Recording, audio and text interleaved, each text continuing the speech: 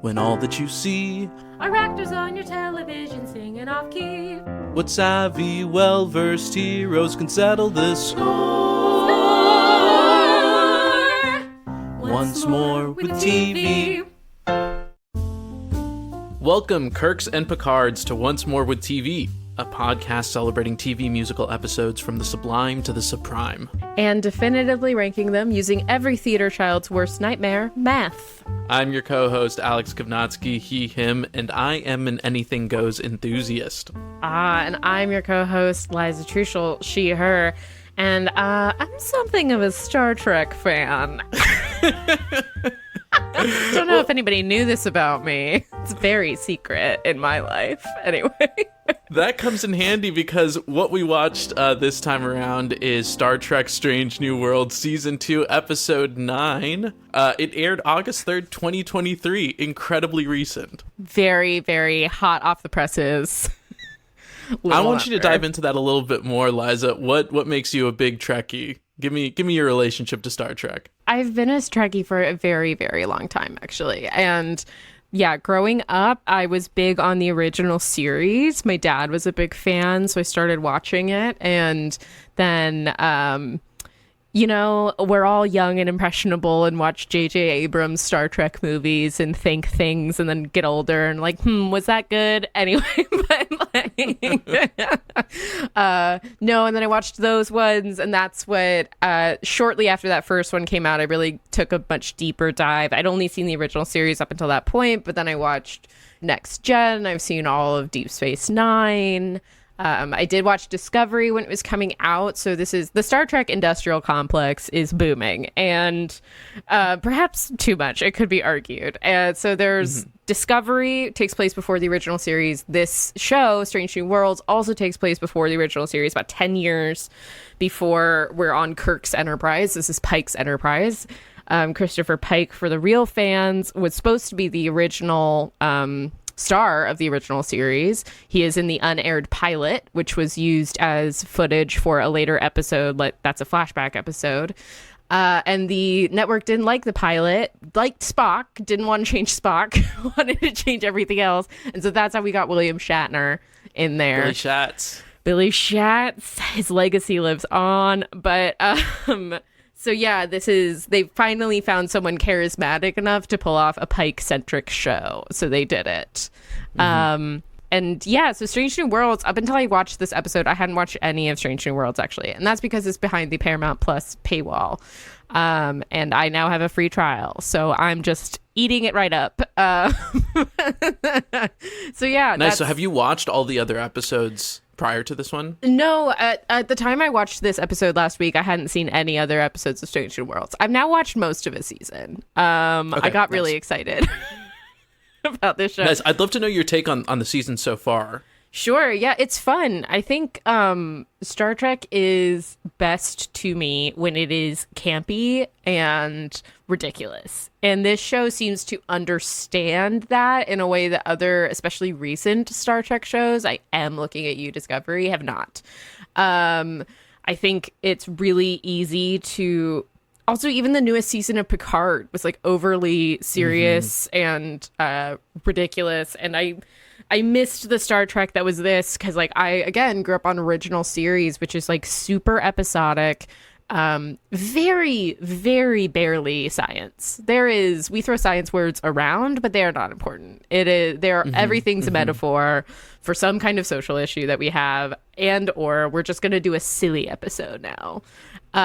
So this series seems to be really, the amount of shenanigans per episode is extremely high in a way that makes me very happy, and also makes this episode sort of make sense in context because they're kind of wild. I just watched an episode from the first season where the Enterprise, they're all stuck in a fairy tale, all of the members. I love that. They just do this, and this is to me, peak Star Trek is when you're just what if we did the goofiest thing and everybody bought in 100%? So yeah, I am into this now. What about you? What about you in Star Trek? You know, Star Trek's a funny one for me because it has all of the things that I should love, but I've just never really watched a lot of it. I think I've watched probably all the movies. My dad also was a huge Star Trek fan and had all of the old movies, and I watched all of those at one point or another and loved it, but had no access to the TV show because streaming didn't exist yet. And so I think I just missed it for some reason or another and have never gotten back onto it. I think I've watched maybe 5 episodes of The Next Gen and the original and Deep Space Nine actually too. And I, for some reason, have never gotten fully invested in it. That being said, I love Star Trek. I love what it goes for. I love that they're asking big, deep questions, but also being very silly because it's a bunch of people living together on a boat. And I love that kind of concept. Yeah, I think the thing about Star Trek that to me separates it from Star Wars is it's like really relentless optimism. I think Star Trek really envisioned a world where people were just better and like can do better. And it's still sort of like it really vehemently believes that in a way that I think is really refreshing. It's also funny to watch new Star Trek shows because, of course, like, you know, because TV and our technology has advanced so much, this version of the future, which is actually 10 years before the 60s version of the future. Right. Is much more realist, like much more like it's much fancier. There's something to be said there about like the continuity of the design being a little bit ridiculous, but I don't necessarily mind. And it's worth mentioning too, it's like historically a pretty progressive show. You know, there's a lot of firsts that happened with Star Trek, and I wish it would push the envelope a little bit more even nowadays. I feel like they have the opportunity to do so, and I guess I don't know the series enough to know if they are or aren't. But I think kudos to the show for that as well too. Yeah, I think they're certainly trying a bit. I think like most characters now, like a lot of characters will sort of like be either coded as queer or explicitly queer, or also like there is a certain idea of like maybe none of them care about that at all. Like they always very casually mention like the various genders of their partners as if it's no big deal, which is kind of nice because in the future, literally, why would it be? Literally why. Yeah, I think they're trying a bit. I do agree. I do think that like the first one was so progressive, we could be doing a little bit more. An important thing for this episode in particular, obviously it's a musical episode. The music was written by Kay Hanley and Tom Pulse. I think I'm pronouncing that correctly. Why do I know those names? Letters. Yeah. Okay, it gets better. The band that they used to be in is Letters to Cleo. Does that name ring a bell for you at all? Does Letters to Cleo ring a bell for me? How dare you insult my character in this way? Yeah, it does. That is so crazy. That's wild. So for me, the interesting famously thing... appeared on Parks and Rec. Right. They appear on Parks and Rec. I was trying so hard to remember who that band was and what my connection to it was. And then the Parks and Rec thing came and I was like, oh, okay. Like when I was looking at research and I was like, oh, okay, that makes sense. And I was like, but that still doesn't really feel like something that I know super well. And then I found out they're also the band that plays in 10 Things I Hate About You. Yes, they are. Like play at the on very the roof end of Stadium. Yeah. On the roof. Exactly. But also very fun is Kay Hanley provides the voice for Rachel Lee Cook in Josie and the Pussycats. Oh my God, I did not know that. Yeah, isn't that fun? Really wild. Yeah, because I was listening to whatever their hit song was, and I was like, I don't recognize this song, but that voice sounds so familiar to me. And that was, I think, the real connection for me, at least. That is so buck wild. I love that. Wow, an early 2000s, 90s queen, Kay Hanley. Truly. Truly. Come to serve us. So as a quick recap for this episode, we have the IMDb synopsis here, and it says, an accident with an experimental quantum probability field causes everyone on the Enterprise to break uncontrollably into song. But the real danger is that the field is expanding and beginning to impact other ships, allies and enemies alike. Ooh, I... Like that, those two sentences or whatever they were filled me with such unbridled joy. Like, I love Star Trek for the nonsense that we spew. Like, so much of like just a quantum improbability field or uncertainty field or whatever. What the fuck? Like, that's nothing. I love using like really vague science terms and saying them with enough authority that we could justify truly anything. And that's what this feels like to me. Exactly. And it's worth mentioning, this synopsis doesn't say it because I think it assumes that people have already watched the show, which I hadn't and you hadn't at the time. But you mentioned before that it takes place just before the Enterprise as we know it on the old generation. So we have some familiar faces. We have Spock, we have Uhura, we have a couple of other people. Who else is recurring from this? Spock and Uhura for sure. I mean, Pike and Una are sort of like in the consciousness. Christine Chapel, the nurse, and M'Benga, the doctor, is there sometimes helping McCoy out on the original series. Yeah, there's a good amount of carryover. And we have some version of Kirk that appears in this as well, too. It seems I will unclear. say I don't quite understand what's going on with the Kirks.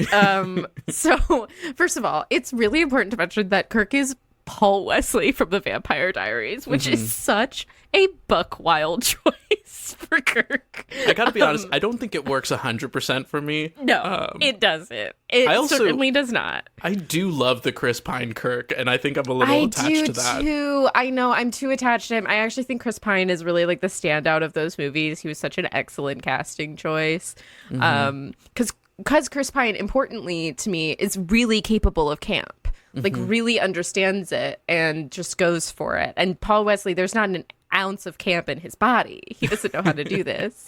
I can see him play the charm, right? Like, I see him using the verb to charm, and it's just, it's coming off a little too transparent. Yeah. There is a moment where he slides out of a Jeffries tube, and I will say that had Kirk energy. I was like, that is something James Kirk would do. Also, Amazing. Kirk's brother is here. Sam Kirk works on... Yeah, the one with the mustache. The one with the mustache is Sam Kirk, James Kirk's older brother. But yeah, we do have Kirk in this episode. Kirk is here shadowing everyone, ? So that he can start his commission on the Farragut, which is canonically the ship he is captain of before he is captain of the Enterprise. So he's like popping in just for shits today. Showing up for the musical episode. That's big Kirk energy too. Something that's been kind of fun watching this is like, it feels sort of like when you meet someone's parents. Like, you know how when you meet someone's parents and you're like, oh, that's why you're like this? Like, it's not necessarily a bad thing. It's just how it is. It kind of feels that way with Kirk meeting Pike, because this is his mentor. And, like, this man is also liable to break rules all the time and a little wild and, like, kind of sweet and, like, very trusting of his... Like, there's a lot of Pike in Kirk, also in Spock, who is also mentored by Pike. And so it's kind of fun, like, meeting their dad. Like, oh, this is your dad. That's why you're like this. Yeah, it's interesting. I didn't quite get the characterization of Pike down just from this one episode, which is nobody's fault. I'm curious to maybe see more of it and get a sense of that a little bit more. But we start this episode with getting, honestly, a lot of scenes before we get any kind of singing. And they're kind of stopped by this thing that they called the fold. And they try to shoot music into it to see if that does anything, because they've tried communicating, it doesn't work. It's a subspace fold. How dare you? A naturally occurring subspace fold. Of course. That's the sum of it. We shoot a subspace fold with Gershwin. That's how we problem solve here. We shoot it, anything goes. Yes, we shoot some anything goes at it. And then it seems to affect everything, and we get our first number status report. Delightful.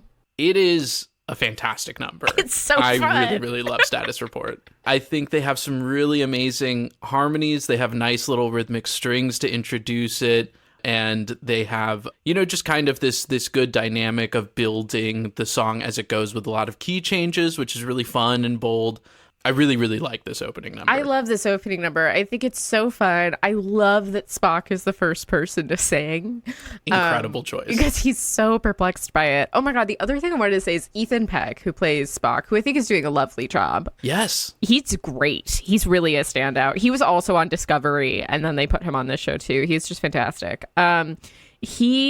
His speaking voice, I was trying to figure out like what I knew him from, because I was like, wow, his voice sounds so familiar. He sounds exactly like Peter Dinklage when he speaks. You know what? That's, I think, it, because I spent so much of the show going like, I don't even know if this guy is doing a great job at acting, but I believe everything he says, Yep. and his voice is so soothing to me constantly. His voice is Peter Dinklage's voice. Like, they sound exactly the same. But no, he starts singing. It's very fun because Spock is quite perplexed and upset in a Spock way, which means he's showing almost no emotion, but he's doing a Vulcan panic attack. And like, Exactly. love it. I also love that we're like explicitly jump into song right after we're talking about we are all having communication problems. Absolutely iconic. But yeah, we have a straight up "why are we singing?" We ask it in the Yes. song. And we love do a that. lot of, like I said, a lot of good Star Trek jargon, just like inertial dampeners, hampered. Like, we're just really going all in, and Pike is just like, what the fuck is happening as the crew sings around him. I also love that this refrain that they have on Apologies, and it keeps coming up kind of in a canon at the end of this song, but it also comes up in later songs as well too. I think it's just a good little riff that they keep coming back to that honestly doesn't sound like super Star Trek-y to me, but it fits. I really liked that bit to me. The only thing that I'm critical of in this song is that it sounds really, really auto-tune polished for most of the singers. Yeah. That kind of pitch correction-y thing that seems, I don't know, like too clean, too polished to me. And I don't think I love that. And it persists throughout the rest of the songs a little bit too. Not for all of the characters, but for most of them. Yeah, some of them have a definite like shiny Glee sound. That I would agree. We have definitely some really talented singers in this cast. Particularly like Uhura is really amazing. It's also important to note, I watched like the second, I think, episode of this show. Uhura solves a different outer space nebula problem by singing at it. Like, we literally, like, Amazing. we love singing on this show. Well, it's important to mention that Uhura, the actress Celia Rose Gooding, is a Broadway person. That makes sense. Played Frankie in Jagged Little Pill and got a Tony nom for it. Nice. She is incredible in this. Yeah, no notes. Yeah, no notes on her. Also, she is LaShance's daughter. Like, she inherited that unbelievable belt from a very famous singer. That's fun. I love that. I really looked it cool. up because I thought maybe, like, I saw the name Gooding, and I was like, is this Cuba Gooding Jr.'s other kid? Because he's got some kids running around doing stuff now. I was like, whose Nepo baby is this? But then it was a different one. I'm delighted. I love LaShawne's. And yeah, I think she's amazing. I mean, she's just absolutely... we'll get to her song. I mean, her song is, unfortunately, probably one of my least favorite songs. I'm not gonna lie to you. I think her performance on it is great. Whoa. Yup. That's interesting to me. Yeah. That's wow. interesting. We have a lot of... I think this also, is- like, behind the curtain, Alex and I disagree a lot about this episode. So let's just, like, I want to fight you. Like, let's start fighting. Why aren't we fighting? Let's start fighting. I would love to do that. This song is so good, and I think it's almost to the detriment to the rest of the episode for me personally. Yeah, I actually agree with that. I think the opening and closing numbers are definitely the strongest, and everything else is not as good. One of the things that I think really didn't work for me is that so much of the orchestration of all the songs is the exact same thing as Status Report, where we have like very rhythmic strings and like a bass line that's moving around and some piano and like no other instruments. And there's like maybe one other song that has like a flute for a line and another song that might have a horn played by a synthesizer, which like is almost good for me. But the problem with this is that Status Report can do that because they have such nice harmonies happening throughout the whole thing that function as like other pieces of an orchestra in a way. And the melody lines are also just so interesting and complex, and I think that works really well. But then all of the other songs are like just less complex and have fewer harmonies and just have the same string section. And it bothered me a lot the more I heard each song. I was like, well, we could have done something a little bit different. Yeah, I mean, I think that's fair. I think what you're forgetting is that it's fucking fun.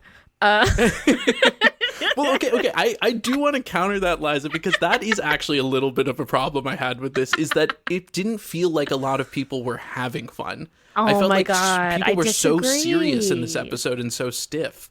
Oh my God, I and disagree wish so people much. leaned into it a little bit more. I thought people were having so much fun.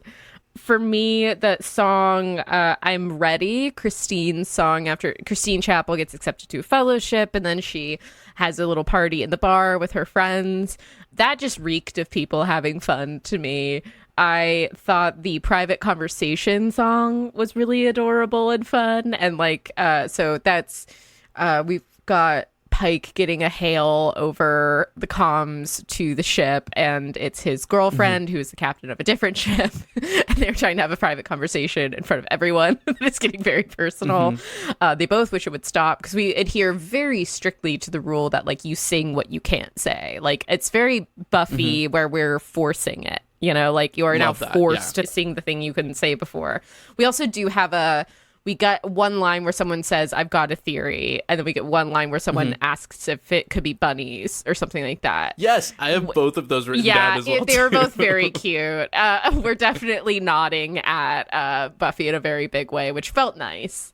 Just like understanding the importance of that episode. But yeah, I thought that, I mean, like at the end of that Private Conversation song, like Pike is like on the ground on his knees with like one hand on his heart and like one hand out before La'an like turns off the like hangs up on the subspace call, because she's like, and I don't know, there were moments like that to me that felt very goofy and fun.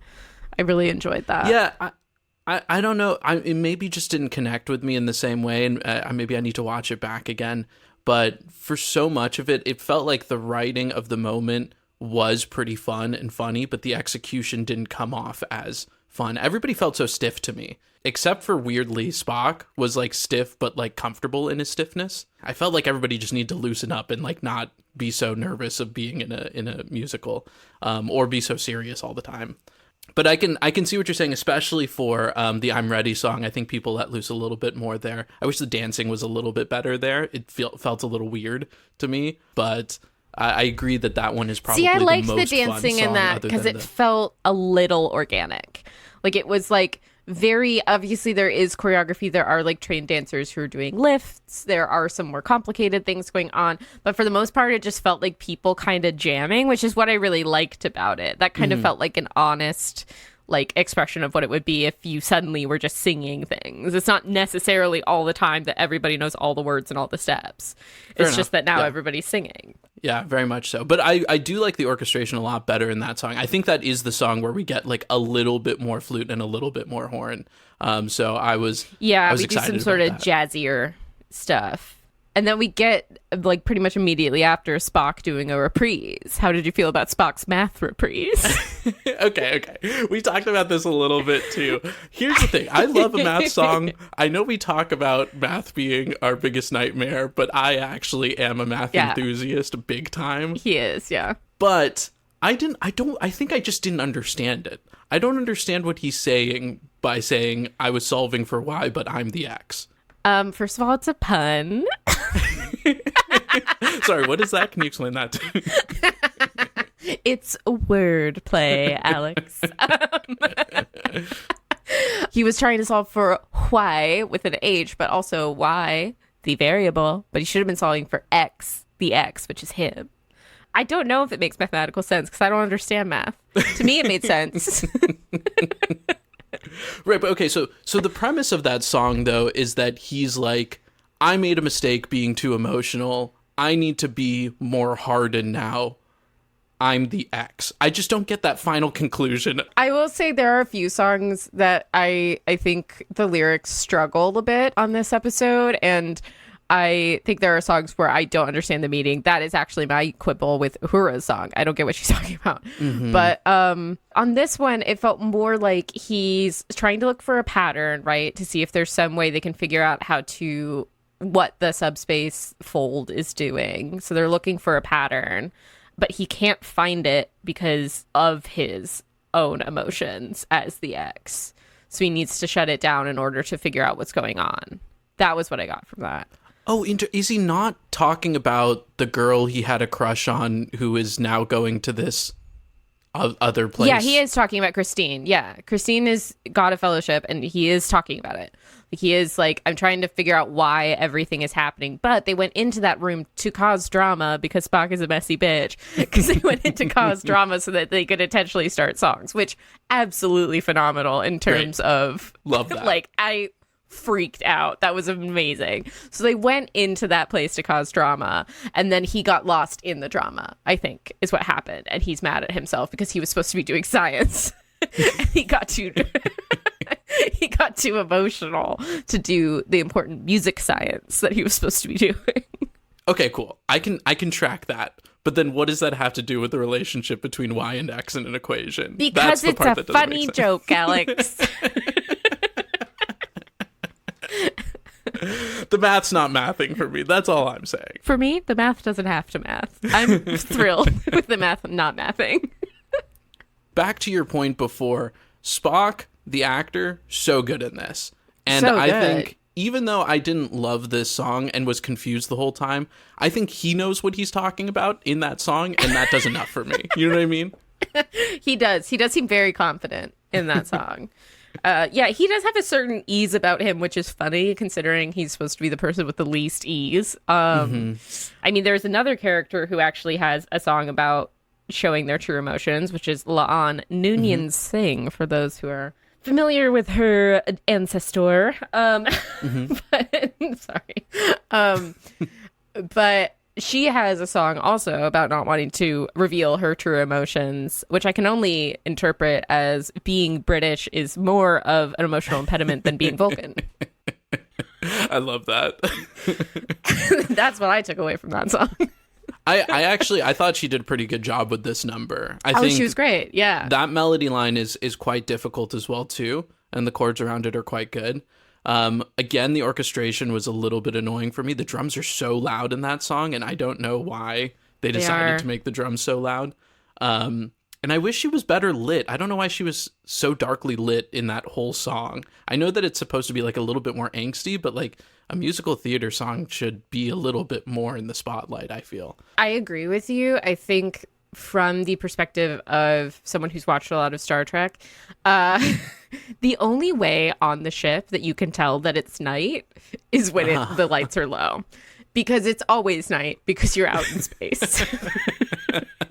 That's actually a really, really great point that I didn't think about at all. Yeah, it's something Night you space. start to notice when you've watched a ton of Star Trek, is that the only way you understand what time it is the like setting on the dimmers. So it's nighttime, therefore. She makes a really, really great point at the end of this song that I think is maybe my favorite thing in the episode about the fact that people singing their innermost feelings is a security threat. Oh my God, I so funny. love I that. cackled. I absolutely cackled. Yeah, I think Pike asks her, wait, are you saying our emotions constitute a security threat? I don't like, even think yes. it's funny so much as it is a fantastic point. I think that's just straight up true. If you have my a whole God, bunch it's of people who are amazing. living together for, I don't know how long it's been, but I'm assuming years. If they're starting to say what they really feel at the pit of their stomach, I think that's a security threat for sure. It's a huge security threat, both internally and externally. I mean, it's important to mention that we do hail the Klingons. And we do, they do sing at us. Oh my God, sorry. Before we get into Klingons, which are so Yes. important, I wanted to say one thing about La'an's solo song. First of all, it's Anyone Can Whistle, but not as good. Second of all, I see it's that. just that song.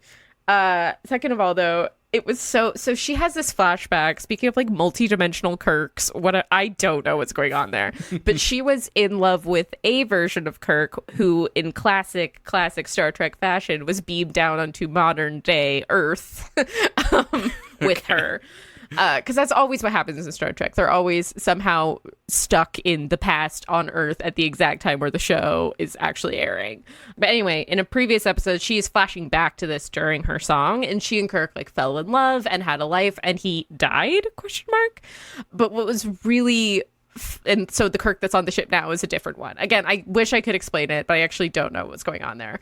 The thing that was amazing is that in this flashback of being in love with him, they do the thing where they're under, this is like one of my favorite movie and TV tropes of all time, where they're like under the sheets and like looking at each other, and like the sheets are like billowing them around them in a certain way. And it's like, it was so funny to me because that Kirk dies, and that to me is always something that sets off all my alarm bells for we're about to fridge a woman. Like the moment we fridge, like the moment I see a woman under like bed sheets, I'm worried that she is about to be murdered, because that is so constantly one of these like idealized shots of a woman we get right before she dies in order to cause a man pain. And the idea that it's right before Kirk dies, it causes a woman pain, like really set me off. I actually was laughing so hard I missed the end of the song. I was like crying because equal we fridged opportunity Kirk. fridging. We love it. Yeah, I loved. So the show is progressive, actually. That's what I'm saying. That kind of thing has big, like, oh, stop filming me energy, you know? Oh my God, I know. It does. It's so manic pixie dream Kirk. I love that. We learned shortly after this song that not only do our emotions constitute a security threat, the entire fleet is now singing at each other. The way they built the rules for this is also really good too. I like that they're saying that they only sing when their emotions are heightened, and that explains away why they have dialogue scenes and the fact that it actually fits the framework of a musical. I think that's a really, really good detail that they put into it, that they kind of discover as we, the audience, are discovering it too. Yeah, it's really honestly pretty fantastic. It's also, as the stakes raise, of course, the songs raise stakes, which is really great, and our emotions raise stakes, but also Pike just wants to blow up the subspace fold. That's his first pitch. He's like, I think we should blow it up. Yeah. And that was very good at again, this is, to me, very much meeting Kirk's dad for the first time. I'm like, yes. That's why he's like this.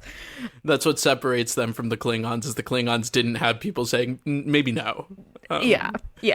Oh, the other thing that really got me on this episode is, does everybody just want a piece of Spock? It was like, it felt like everybody was kind of like, and I don't blame them. I mean, we know Spock has always been the piece on Enterprise. We know this. But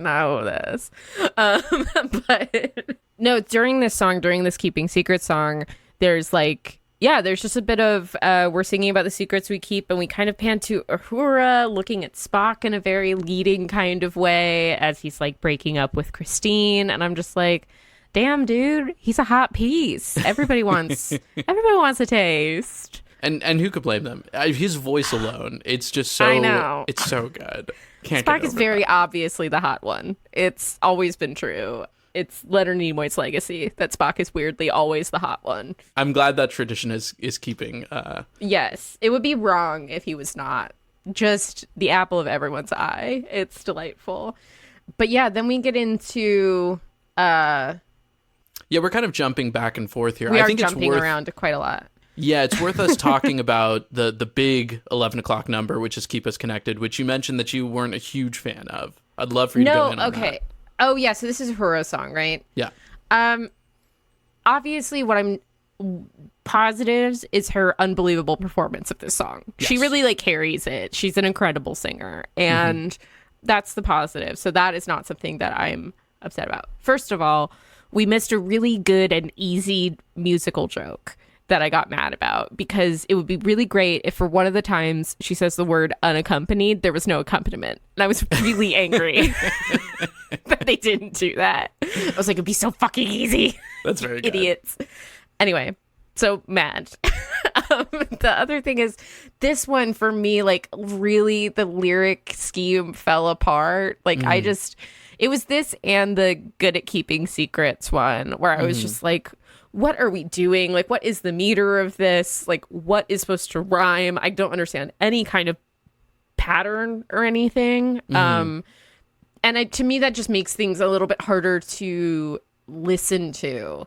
Just because, like, the brain wants to form patterns. It gets dopamine when it forms patterns. And I couldn't form any patterns here. So, I think for me, the problem was not the music itself at all, actually, just the lyrics of it. I didn't really understand what she was saying, and I couldn't I was so concentrated on how none of it went together. Yeah, that makes sense to me. I think I said earlier that another song had, a wind instrument or horns in it. It was actually this song, because I have it in my notes now.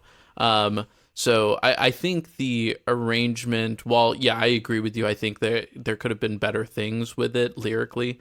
I think the arrangement of this was at least a little bit different for me, which I liked. And of course, I think those things pale in comparison to how good she was singing on this whole track. She's so good. So good. It was crazy. And it was nice too, because I feel like after I hear so much auto-tune singing for a while, it kind of all blends together a little bit. And it was so nice to hear somebody just be good at singing, just like pure tone, great, with very little pitch correction or anything like that. I know, I totally agree. She was really a breath of fresh air on this. And she very rightfully, I think, then leads our final song, which is we have to do a group number to save the ship. Love that. Because that's the only way to save the galaxy is to do a group number. Absolutely iconic. I freaked out. I actually, before we get into the final number, I do have a question for you in that, like, one of the things that I think might have been bothering me about this, but I'm not sure, is actually just the way everything was shot, which I don't think it was shot poorly, but it wasn't shot like a musical ever. No, it's very much mostly shot like a classic Star Trek episode. Yeah, and it's like these kind of hyper realistic or like cinematic shots that like happen in Les Mis the movie that also took me out of that movie, where I'm like, I don't want to see all of this. I want a little bit of like showmanship with the camera as well too. And I don't know if that would have changed anything for me, but I think it might have made me feel like it was a little bit campier visually.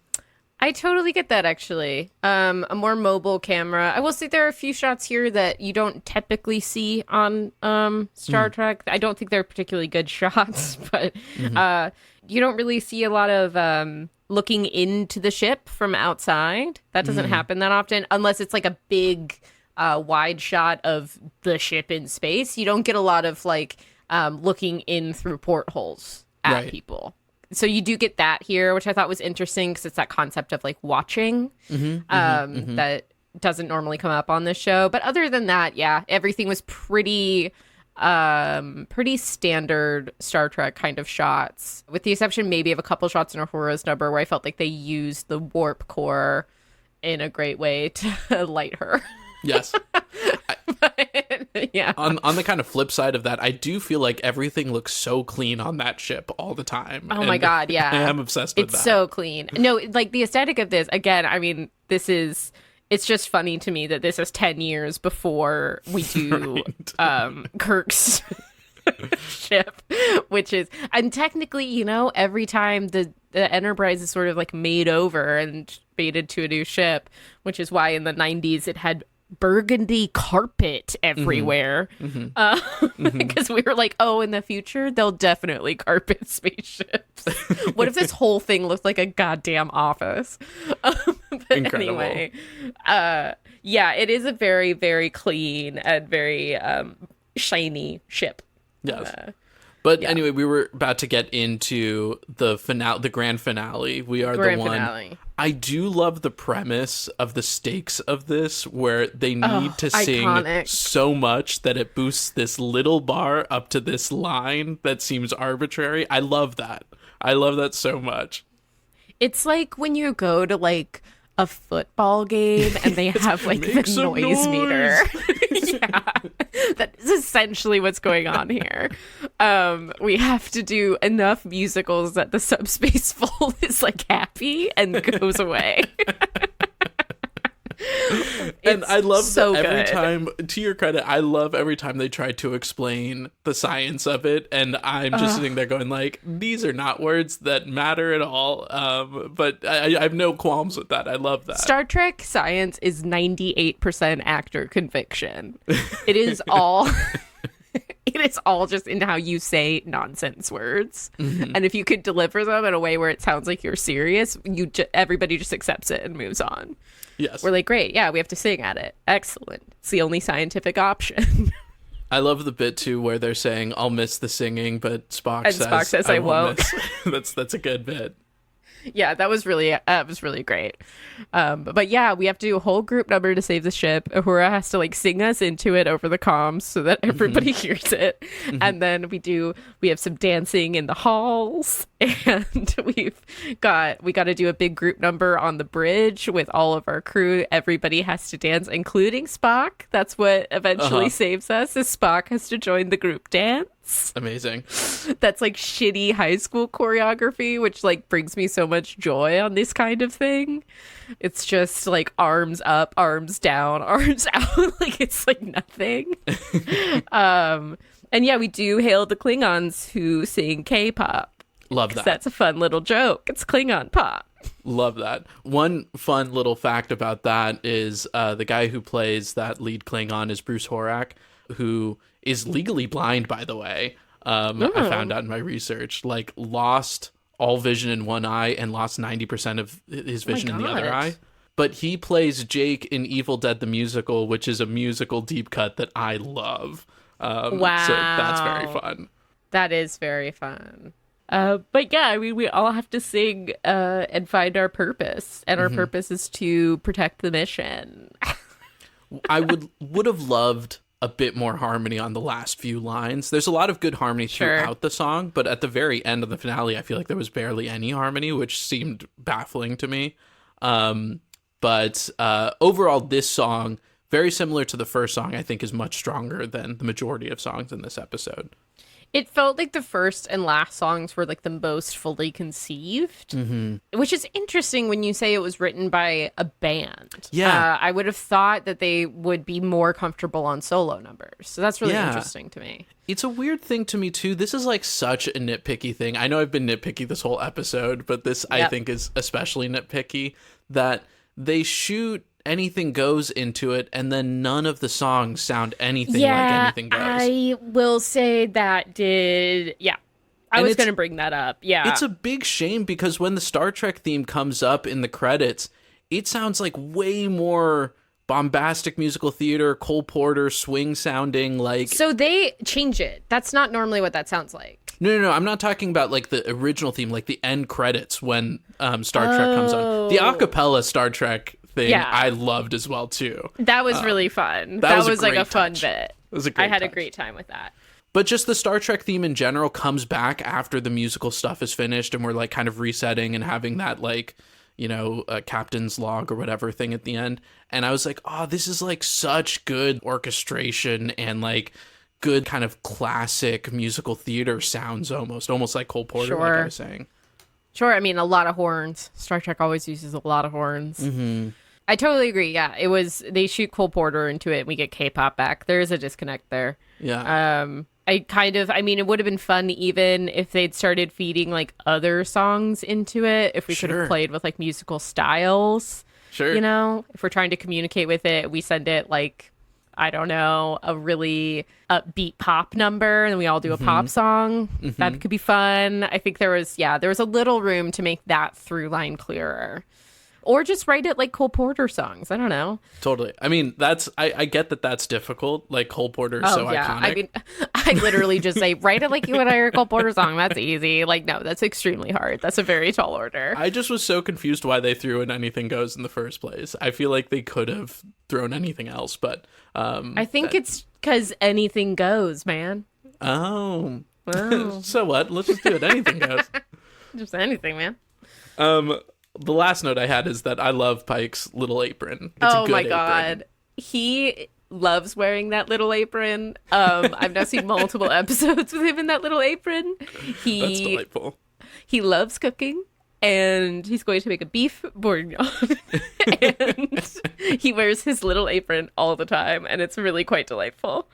It's Incredible. Big space dad energy. Big space dad energy. I love that. Anything else, Liza, before we go into scoring this? No. I think I'm ready to score this thing. I think this is going to be one of our most interesting scorings. I think so, too. So let's start here, Liza, as we always start with the general vibe. This is how much we enjoyed it, how much it's aged. Is it problematic? Is it a good episode? Love to hear your thoughts. General vibe is very high for me. I don't think that'll shock you. I cried for sheer joy many times. There were tears streaming down my face of pure elation. So for me, this is straight up a 10. I had like the best time. Wow. Full 10. I know. Yeah. So it's obviously hasn't aged poorly because it just came out. That would just came out. That would be tremendous if it devastating. did. Yeah. I didn't have as much fun watching Rude. it, but no, Rude. I'm No, it's like a personal attack against me, but go on. Like, no, like go off. Like tell me how I'm dumb or whatever. But I will say, after talking back with you with it, I do think I find a couple things more enjoyable than I thought originally. I don't think I would put it as high as a 10, but I would be willing to go 8 on it. Can I get you to an 8.5? You can get me to an 8.5. Yeah. Let's do an 8.5. Good old-fashioned negotiating. All right, music. So music, I've obviously had a lot of gripes with it, but at the same time, I will always come back to the well of this is an incredibly difficult thing to do, and I have so much respect and admiration for anybody who does we this. truly bust out like 9 songs in the course of this like 1-hour episode of television, and they're all original. Like that is hard. And that opening song is so good. Mm-hmm. I really want to come back to the idea that they could have put in the same amount of work that they did in the first song that they did with all the other songs. Yeah. Still, I think this is like a strong 9. I could even go to a 9.5 on it. I think 10 might be out of reach for me, but I'd go as high as a 9.5. 10 is out of reach. I think a 9.5 is pretty good. Mm-hmm. Lyrics are up next, and I think this is where things are going to suffer a little bit more for me, personally. Mm-hmm. I couldn't find rhyme schemes in a lot of songs, which is a choice. I just don't particularly like it as a choice. Mm-hmm. And I mean, we've had multiple songs where just now we were trying to figure out what someone was supposed to say. Like, I think there were times where we're like, I know you're feeling an emotion. You're not telling me what it is. Like, I'm very confused as to what the point of this number is. Mm-hmm. So yeah, this takes a harder hit for me. This is somewhere closer to like a 6. Yeah, I think maybe? a 6 is exactly what I was thinking. It's still original lyrics, and again, very difficult thing to do, especially with such like technical language that they could have with Star Trek. I think that makes it a little bit harder. And yeah, I mean, especially we incorporate it so well again in that first song. We really do like all of the Star Trek jargon, and we just completely drop it for like the rest of the episode, which was kind of sad. Yes, and I should have said this before, but even though I don't love this episode, I love a big swing, and I will always rep a show that like tries something. So definitely giving it love for that. Yeah, 100%. 100%. All right, dancing.